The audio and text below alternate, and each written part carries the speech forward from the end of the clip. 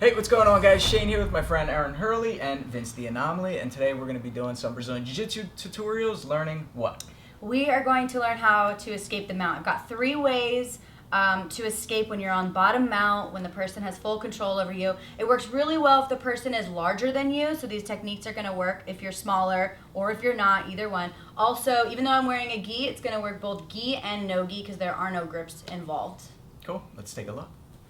So when I'm in bottom mount, whether I got here from a scramble, whether I got here from a slick guard pass by Vince, doesn't really matter. Once I'm in this position, I need to stay safe, okay? So I want to keep my elbows tight. If I have my arms up, that immediately tells him go high and get the arm bar, okay?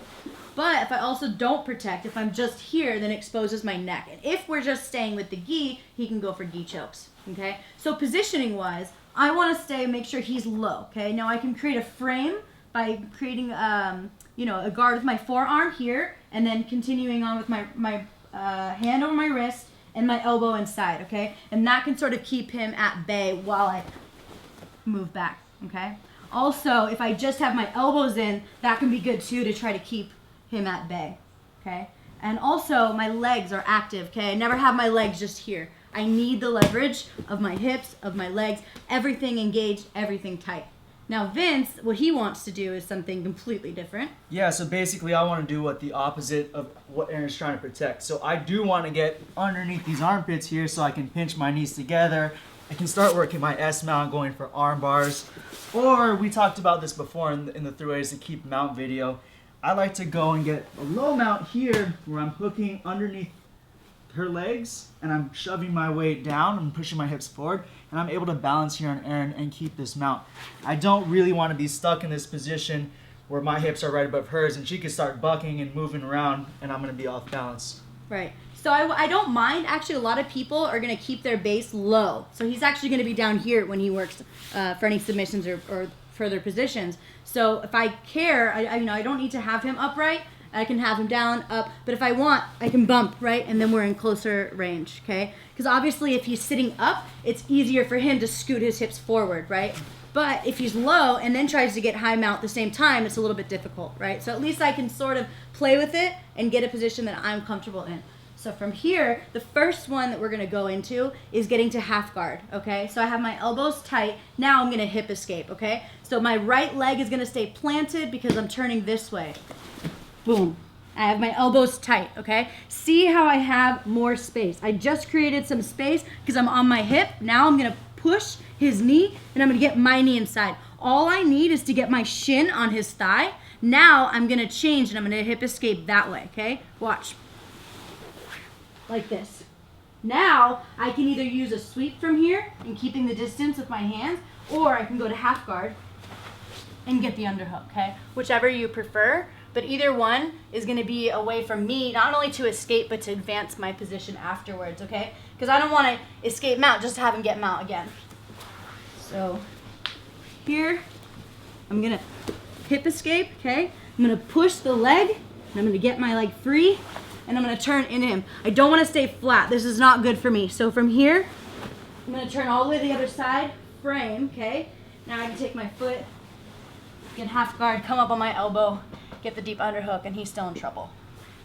So the second position is a little bit better than the first. Now we're gonna recover a full guard. So again, I don't want him to be in high mount, and now I'm gonna keep my elbows inside of his legs, which is gonna prevent him from going to high mount, and now I'm gonna cup his hips, okay?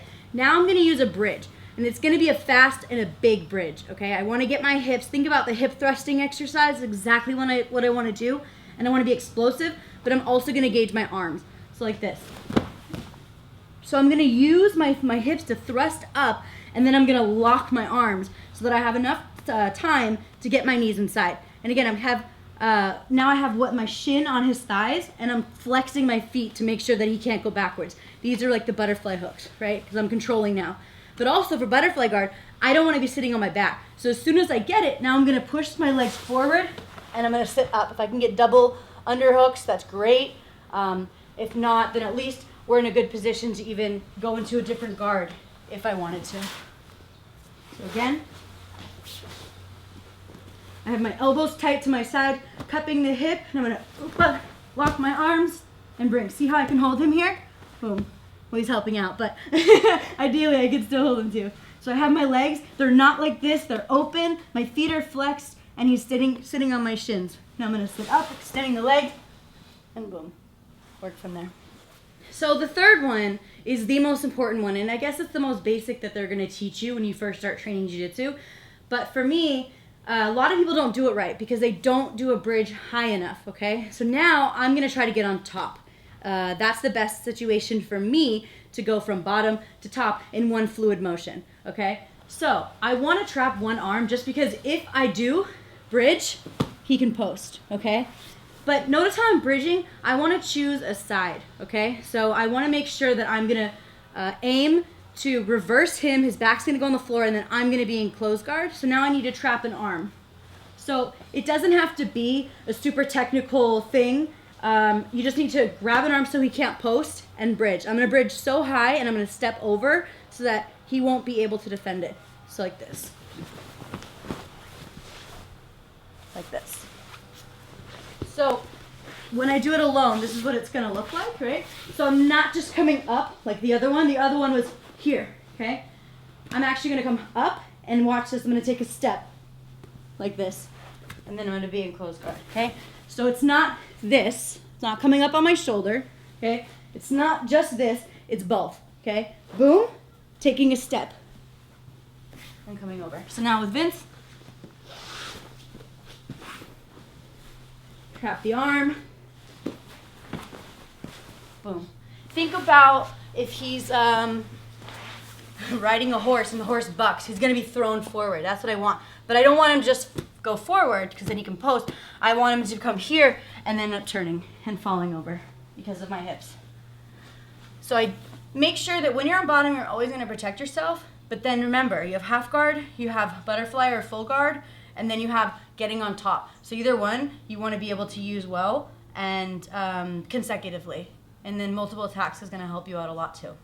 So remember guys that if you get into bottom mount, it's not the end of the world. Don't panic, right? We're going to have our frame, we're going to be safe, and we're going to think of the 3 ways that we want to get out. Whether it's to go to half guard, whether it's to get to full butterfly guard, or if it's to bridge over and get into closed guard and get back on top. There are options. You could use 1, you could use 3, 2, you can use them all in conjunction. And again, for a bigger opponent, it's going to work. Also, gi and no gi, I mean, doesn't matter what you're wearing, these techniques are gonna work.